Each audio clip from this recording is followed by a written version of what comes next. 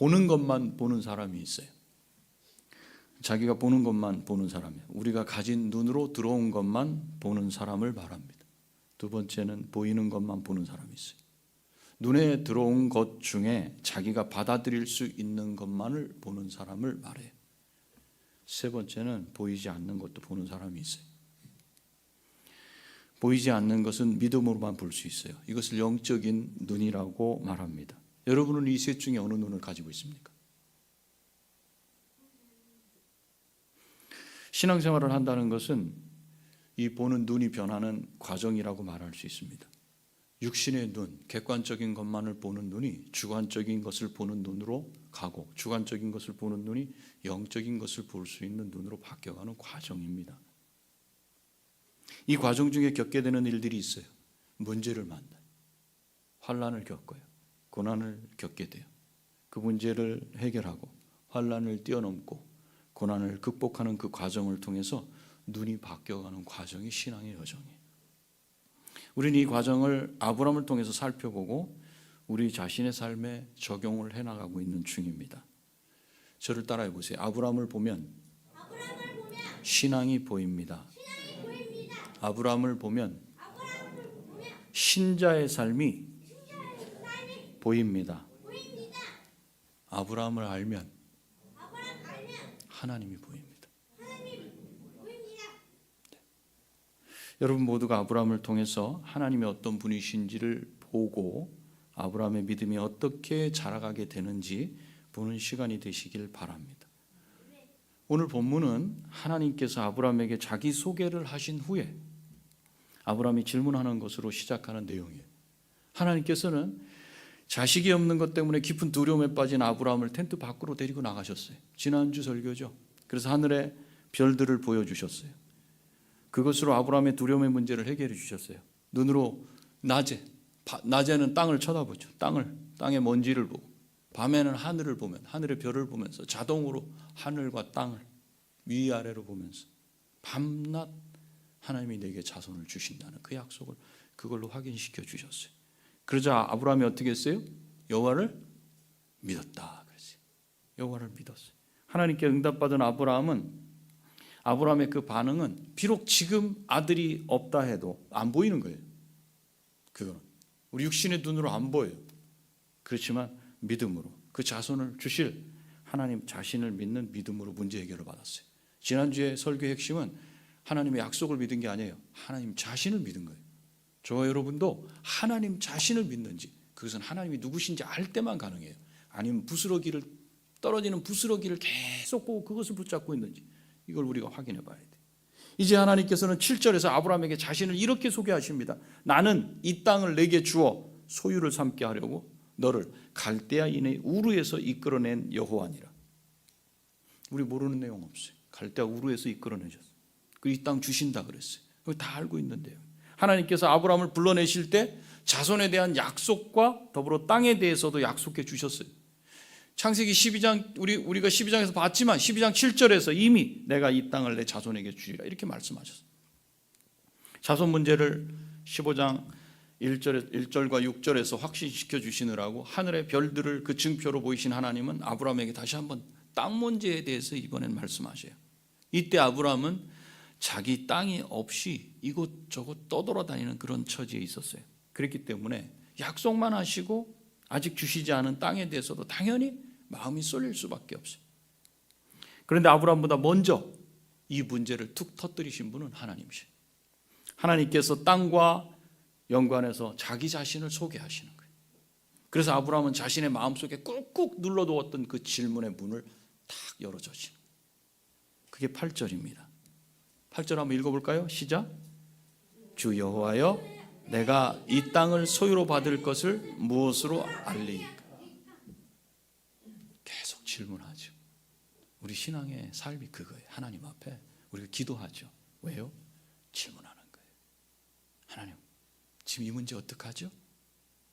우리 하나님 다 들으셔요. 들으시는 줄 아는 분은 기도를 하시고, 들으시는지 마시는지 내 인생 내가 알아서 한다는 사람은 기도 안 합니다. 여러분 중에 기도 안 하는 분들 기도 안 하는 이유가 뭐예요? 그분이 듣고 응답하신다는 걸 알아보세요. 기도 안 하는지. 기도합니다. 어떻게든 나 기도 시간이야. 전화하지 마라. 나는 당신하고 대화를 나누는 것보다 하나님과 지금 대화의 시간. 왜? 들으시는 줄 아니까. 근데 들으시는 줄 모르면 말을 안 해요. 아브라함 보세요. 묻잖아요.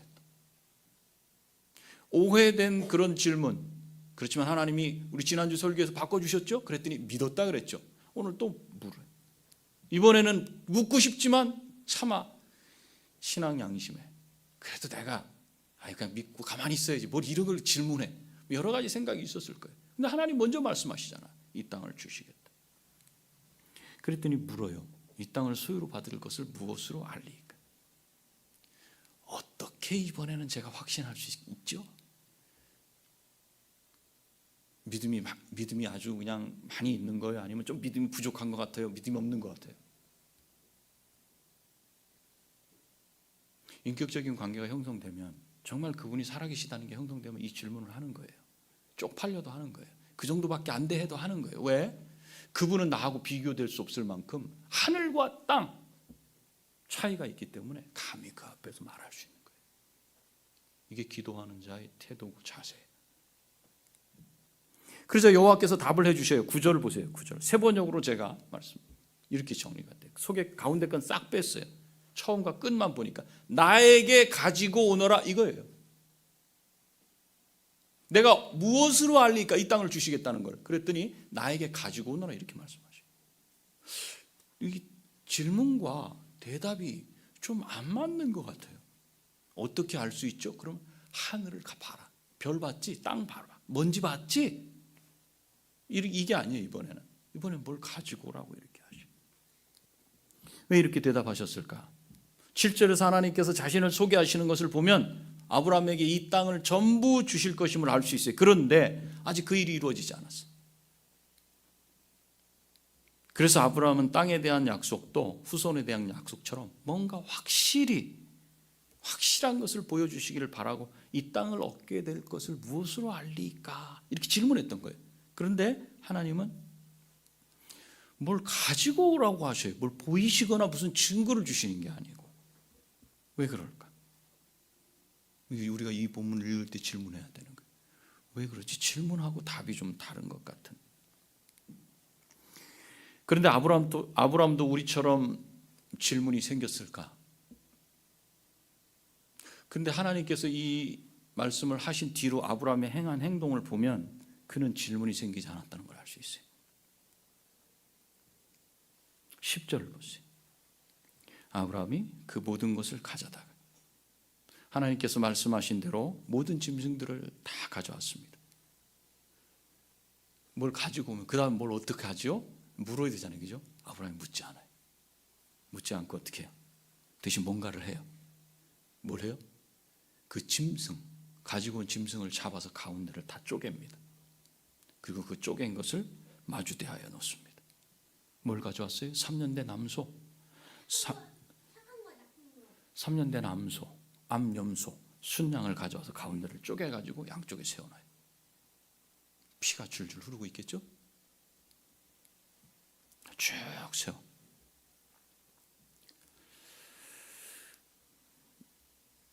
그리고 그 쪼갠 짐승들을 두 사람이 지나갈 정도의 간격을 딱 이렇게 벌려놓은 거예요. 서로 마주보고 있어요. 둘이 합쳐져야 하나요. 갈라져 있는 거지. 물론 가져온 짐승들은 이것들이 전부가 아니에요. 새도 가지고 왔어요. 새, 산비둘기, 집비둘기 새끼들. 근데 이 새끼들은 쪼개지 않아요. 중간을 쪼개지 않고 양쪽에 이렇게 세워놔요. 지금 아브라함이 하는 행동은 하나님께서 명령하신 게 아니에요. 아브라함이 그냥 알아서 한 일이에요. 예를 들자면 제가 방송팀에게 예배드릴 준비를 좀 해주세요. 11시 정각에 예배드릴 겁니다. 그러면 그 말을 들은 방송팀이 어떻게 하죠? 방송실 문을 딱딱 띠리리리리 딱 열죠. 컴퓨터 누르고 밑에 파워를 탁 키죠. 앰프랑.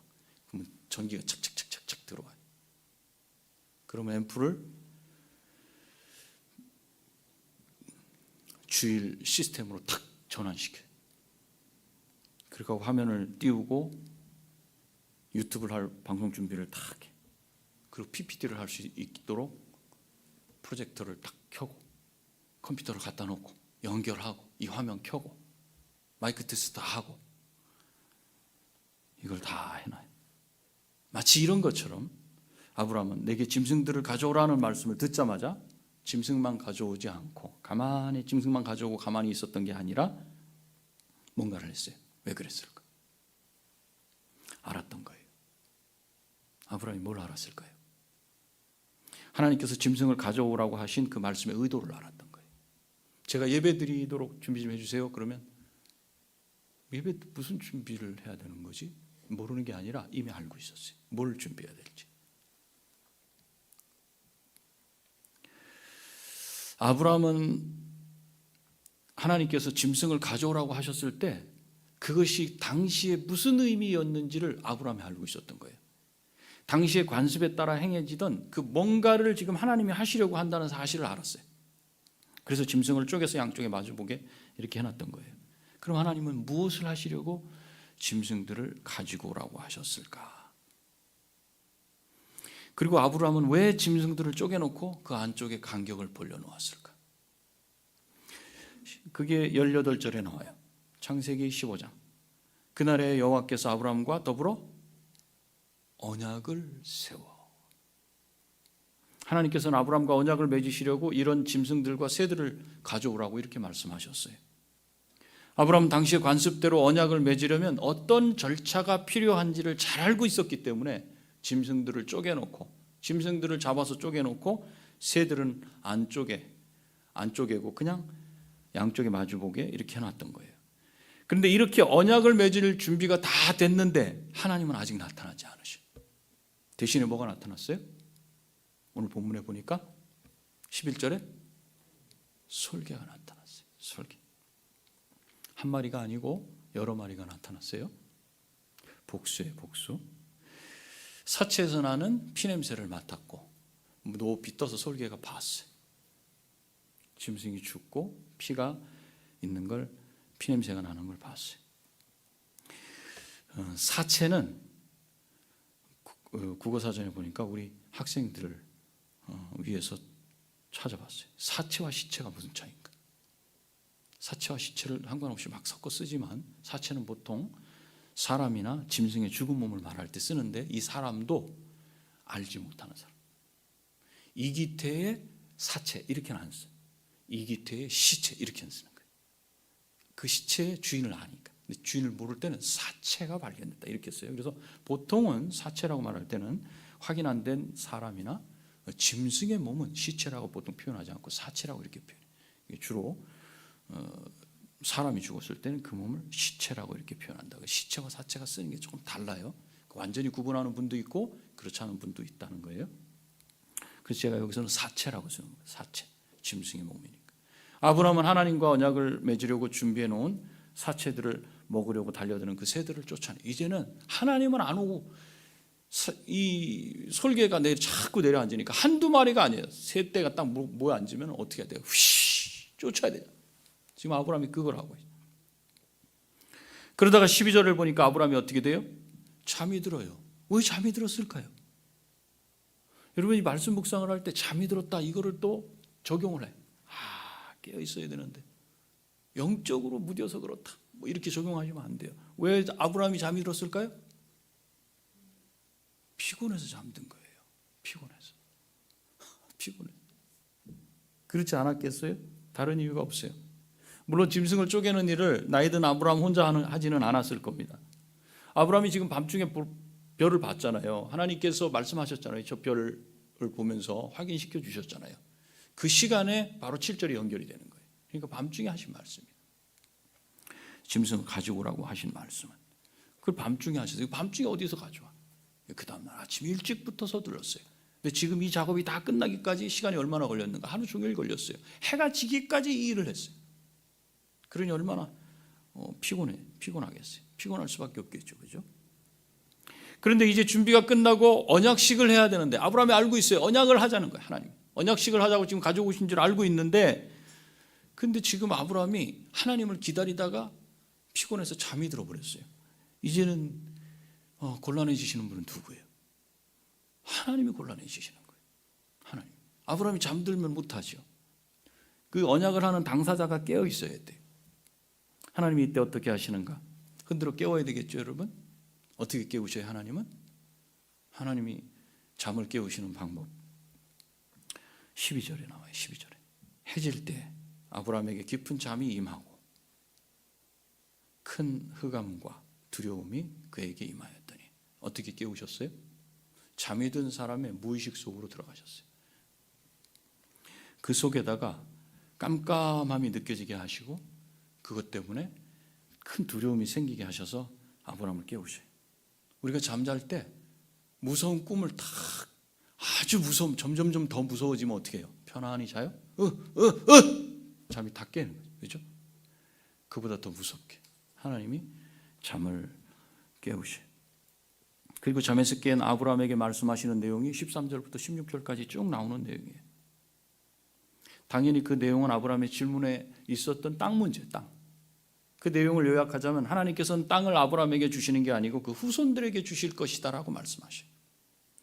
그 후손들은 어떻게 살고 있을 것인지 그걸 말씀하셔요.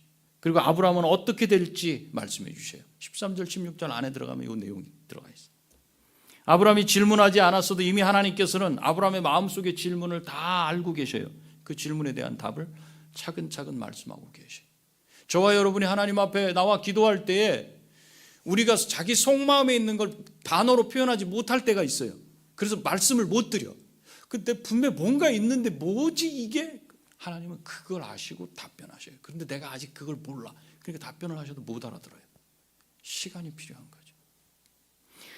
어떤 분들은 하나님이 설명하시는 13절과 16절의 설명 중에서 자세히 읽다 보니까 딱 걸리는 게 있어. 그게 뭐가 있냐면 4대 만에 돌아올 것이다. 4대 만에. 이 말과 13절에 있는 400년. 아니 한 세대가 몇 년이죠? 30년이에요. 30년. 그런데 여기 보면 4대 만에 돌아온다면 30년 곱하기 4는 몇 년? 120년이에요. 120년 만에 돌아올 거라고 얘기를 해요. 이게 지금 잘못 기록이 됐다 이렇게 표현하는 분이 있어요. 말하는 분이 있어요. 결론은 같은 의미예요. 4대나 400년이나. 아브라함이 몇 세에 아들을 낳았죠? 100세에 낳았죠? 그럼 아브라함과 이삭의 차이는 나이 차이는 몇 살이에요? 99세. 그죠? 100세에 낳았으니까. 100살 차이가 나요. 그래서 한 세대는 이때 당시는 100년이 100년. 아브라함 입장에서는 100년이에요. 그렇기 때문에 4대라 그러면 400년을 봐야 되는 거예요. 이 부분에서도 또 혼돈하지 말아야 돼요. 자, 이제 해가 지고 나니까 어두워졌어요. 그때 놀라운 일이 벌어져요. 그 17절에 17절. 읽어볼까요? 시작. 해가 져서 어두울 때에 연기나는 화로가 보이며 타는 횃불이 쪼갠 고기 사이로 지나더라. 여기 나오는 게 새로 등장한 게 있어요. 연기나는 화로. 화로가 있는데 거기 연기가 나. 불을 피울 때 쓰는 화로. 그리고 거기에 타는 횃불이 탁 보여요. 그러더니 마치 지금 디디디딕한 뭐가 팍 떠오르지. 그리고 딱 서가지고 앞으로 쭉 가. 이게 뭐죠? 이거? 아직 가지고 계신 분이 한 분도 안 계시구나. 여수 박람회 가면 이거 확인할 수 있어요. 살 수 있어요. 동그랗게 돼가지고 스위치 누르면 탁 떠올랐다가 쭉 앞으로 가는 거. 드론 같은 거. 벌써 이미 하나님께서 여기서 보여주시는 거예요. 하는 이 본문을 가지고 또 하나님이 드론 그때 벌써 보여주셨다 이렇게 말씀하시면 그건 제가 말씀드리는 거예요. 드론이 움직이는 것처럼 이 타는 횃불이 가운데가 쪼개져서 서로 마주보게 놓아둔 사체들 그 사이를 새들 사이를 쓱 지나가시는 거예요. 도대체 이게 무슨 의미입니까? 이 지나간다는 의미가 뭔지가 중요한 거예요. 드론. 이게 드론만 나오면 안 돼요. 오늘 드론처럼 지나가셨는데 이게 무슨 의미인가? 18절에 보니까 그날에 여호와께서 아브라함과 더불어 언약을 세워. 언약을 세운다는 것과 횃불이 지나간다는 게 연결이 되어 있어요. 타는 횃불이 쓱 지나간 것이 언약을 맺는 절차로 진행된 것이다. 이것을 언약식이라고 이렇게 말해요. 옛날에 이 지역에서는 이렇게 약속하는 의식을 치렀어요. 짐승의 가운데를 쪼개서 두 사람이 지나갈 정도의 공간을 버려놓고 피가 줄줄 흐르는 가운데 마주보게 해놓고 그리고 쪼개놓은 짐승 사체들 사이로 언약을 맺는 당사자 둘이 지나갑니다. 이렇게 하는 것은 지나갈 때 옆을 보겠어요? 안 보겠어요? 만약에 당신이나 나나 우리가 맺어주는 언약을 어긴다 그러면 저 옆에 보이는 반쪽이 되어 있는 저 사체처럼 당신도 될 것입니다. 이 뜻이에요. 무슨 뜻이에요? 목숨을 걸어야 된다는 거예요. 지금 언약의 두 당사자는 누구와 누구예요? 하나님과 아브라함이에요. 지금 아브라함은 비몽사몽간에 있어요? 아니면 정신 말짱이 지금 눈 뜨고 있어요? 잠에서 여러분 무서운 꿈 깨고 나면은 잠이 그래도 와요? 아니면 잠이 안 와요? 잠이 안 와요. 완전히 너무도 분명하게 쳐다보고 있는 거예요. 하나님 그렇게 만들어 놓으신 상태에서 횃불로 지나가셔요. 근데 하나님이 보여요, 안 보여요? 하나님 이 자리에 함께 하셔야 안 하셔요? 하셔요. 근데 보여요, 안 보여요? 근데 지금 창세기에서는 보이게 하셔야 안 하셔요? 보이게 하시죠. 뭘로 보이게 하셨어요? 뭘로? 바람으로도 할 수 있죠. 근데 오늘은 뭘로 보이셨어요? 여기 보니까 타는 횃불이 지나가게 하심으로 하나님 자신을 나타내신 거예요.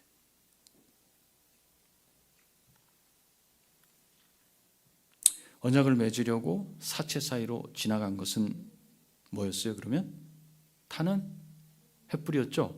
근데 18절에서는 그날에 타는 횃불이 아브람과 더불어 언약을 세워 이렇게 말해요. 그렇지 않고 여호와께서 이렇게 말씀하셔요. 그러니까 타는 횃불이 지나간 것을 누가 지나가셨다고 말씀하고 계시는 거예요? 여호와께서, 하나님께서 지나가셨다고 말씀하셔요. 그리고 18절 이후에서 22절까지는 하나님께서 주신 땅에 대해서 설명하셔요. 하나님은 아브라함의 후손들에게 가나안 땅 전부를 주시겠다고 말씀하시고 나서 그 땅이 어디서부터 어디까지를 말하는지 그 경계를 분명하게 해주셔요. 애굽의 나일강부터 저 남쪽에서부터 저 북쪽의 유프라테스 강까지 다메섹을 뛰어넘는 거기까지 경계선을 말씀해 주셔요. 그리고 그 안에 살고 있는 모든 족속들의 이름을 하나씩 다 말씀해 주셔요.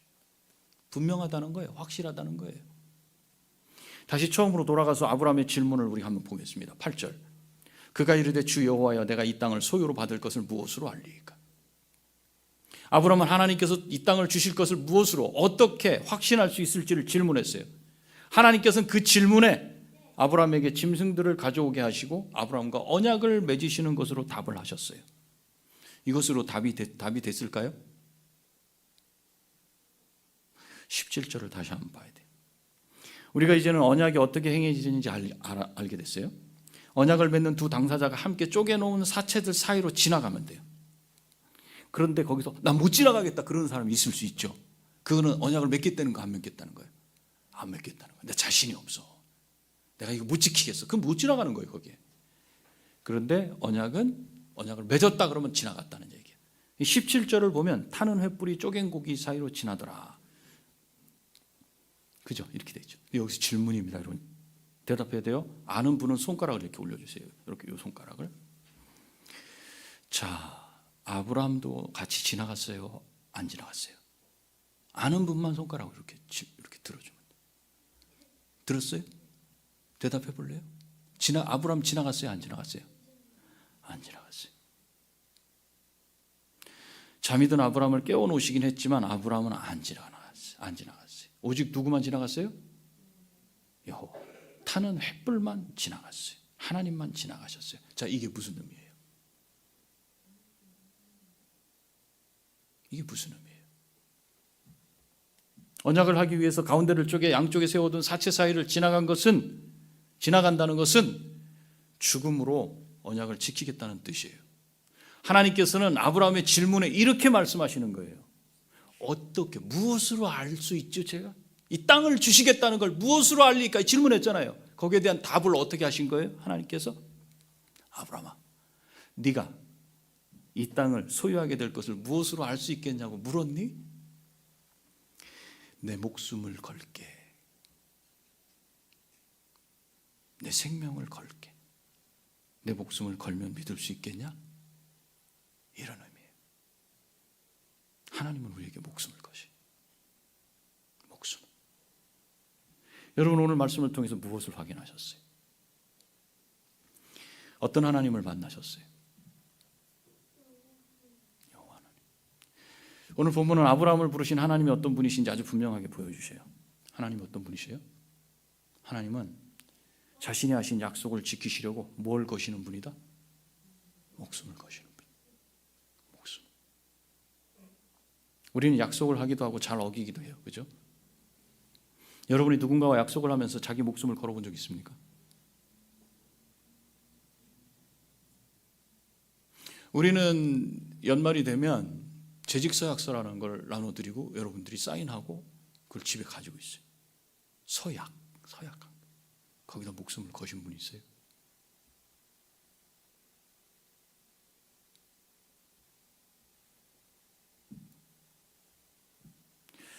여러분이 만약에 누군가와 약속을 할 때 목숨을 건다면 이 세상이 어떻게 변할 것 같아요?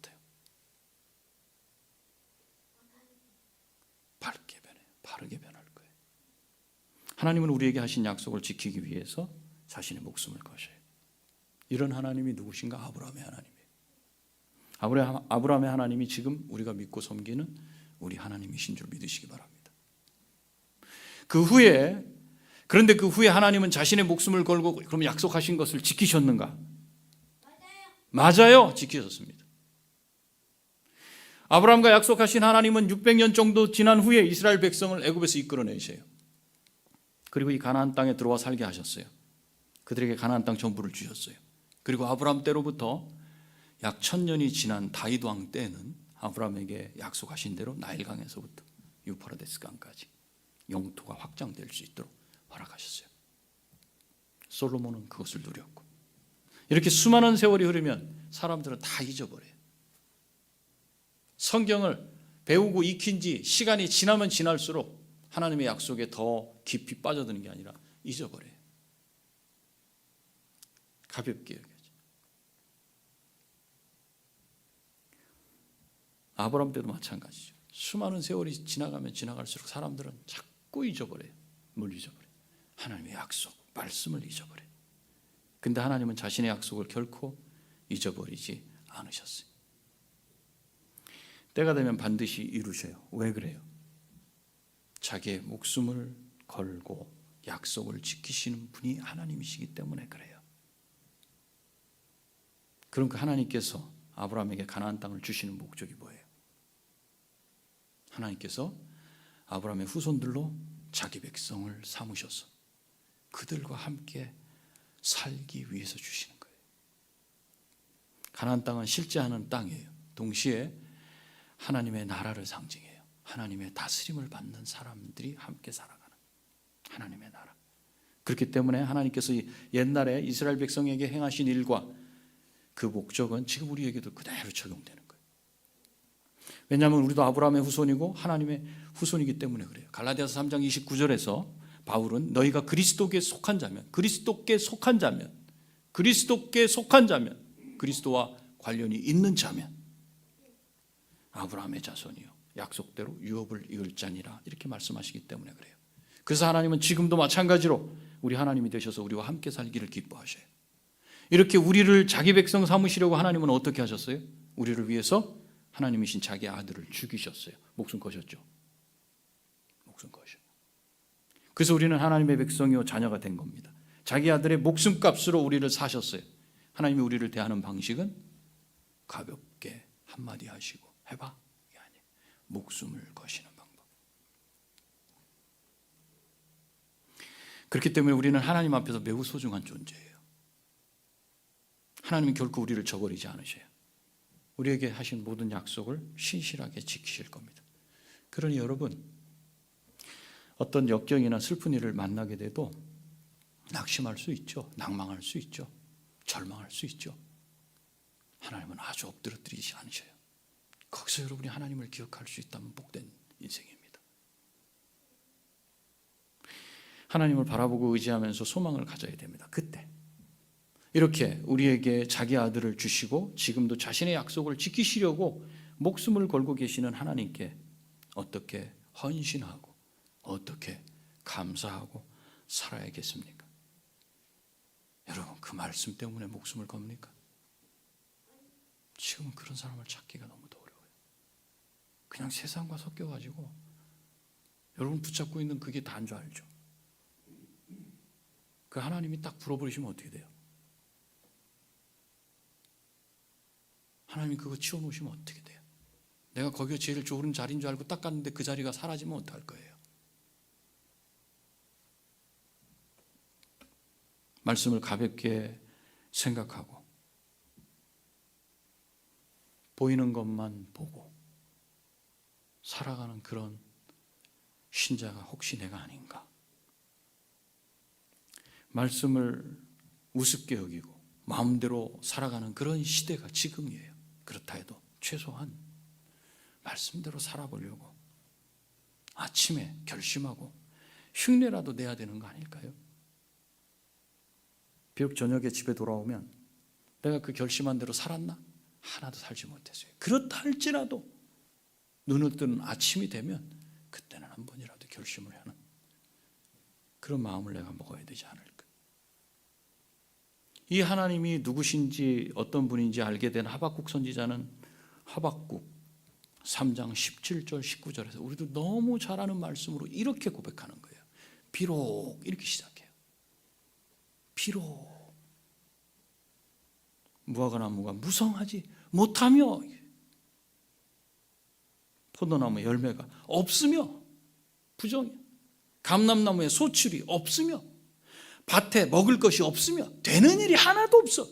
열심히 일했는데 벌어들이는 게 없어. 저축 통장에 0이야 0. 우리의 양이 없으며 집에서 몰라도 내가 내 노력으로 길러가지고 그래도 어떻게 해서 할 수 있는 뭔가 얻을 수 있는 양 젖이라도 짤 수 있는 그 고기라도 먹을 수 있는 털이라도 팔 수 있는 비빌 언덕도 없으며 외양간에 소가 없을지라도 나는 여호와로 말미암아 즐거워하며 나는 구원의 하나님으로 말미암아 기뻐하리로다. 주 여호와는 나의 힘이시라. 하나님을 제대로 발견하니까 하박국이 이렇게 고백하는 거예요. 이 고백이 여러분의 고백이 되시기를 바랍니다. 여러분 정말로 선하시고 진실하신 하나님을 여러분 마음으로 믿고 있습니까? 그러면 어떻게 살아야 할지 고민해 보시기 바랍니다. 우리 교회는 그걸 고민하고 그대로 살려고 하는 분들이 계시는 공동체예요. 그냥 세상과 섞여서 대충 이렇게 저렇게 살아가려는 분들은 우리 교회는 어려워요. 우리 김옥자 권사님 옆에 앉으신 권사님 98세예요. 저분이 왜 나오신 줄 알아요? 여기를? 우리 김옥자 권사님 왜 오신 줄 알아요? 예배 드리고 싶어요. 예배를 삼아요. 우리 김옥자 권사님은 예배가 마치면 우리 옆에 계신 권사님 댁 가가지고 하루 종일 우리 교회 오늘 무슨 말씀을 들었고 무슨 말씀을 들었고 그 말씀하셔요. 왜? 우리 옆에 권사님이 계속 말씀하셔요. 그 얘기 좀 해줘. 뭐 들었어? 뭐 들었어? 그러고는 나오고 싶으시다. 왜 나오셔요? 예배. 왜 나오셔요? 말씀. 왜 나오셔요? 하나님 때문에. 하나님 때문에. 고민해 보세요. 목숨을 거시는 하나님 앞에 내가 어떻게 반응해야 될지. 여러분 이제 시간이 얼마 없어요.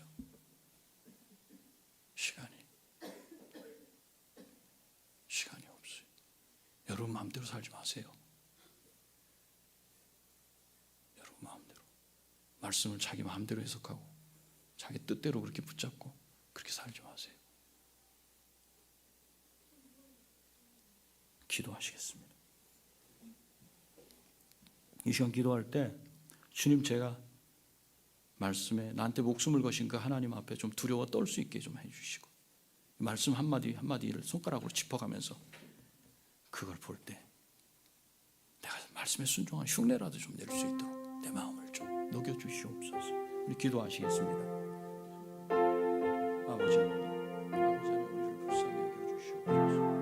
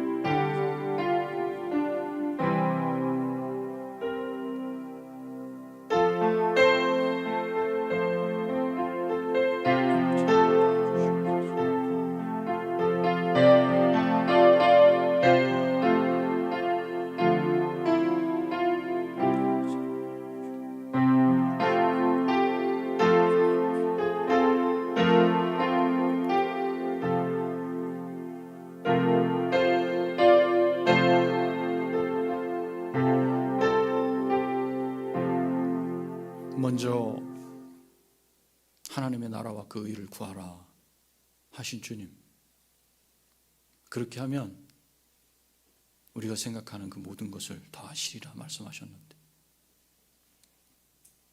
시간이 많이 지나면서 우리의 마음은 해이해지고 내 형편과 상황에 따라서 하나님을 섬김이 부실해지고 신실하지 못하고 대충이었던 것을 회개합니다. 주님, 목숨을 거시는 하나님, 약속하신 것을 반드시 이루시고 이제 심판의 날이 점점 다가오고 있음을 우리가 믿고 다시 하나님 앞에 우리 마음을 바로잡도록 도와주시옵소서. 그래서 하나님, 내게 목숨 이미 거셔서 살리신 하나님 아버지께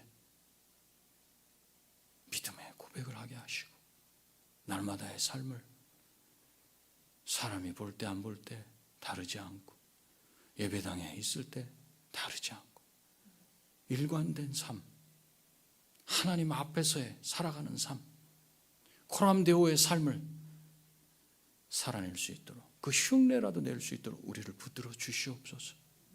그러나 이것조차도 우리 스스로 어렵습니다. 성령께서 우리를 붙잡아 주시고 힘 주시고 능력 주셔서 주님 붙들고 남은 여생 살아낼 수 있도록 인도해 주옵소서. 예수님의 거룩하신 이름으로 기도하옵나이다. 아멘.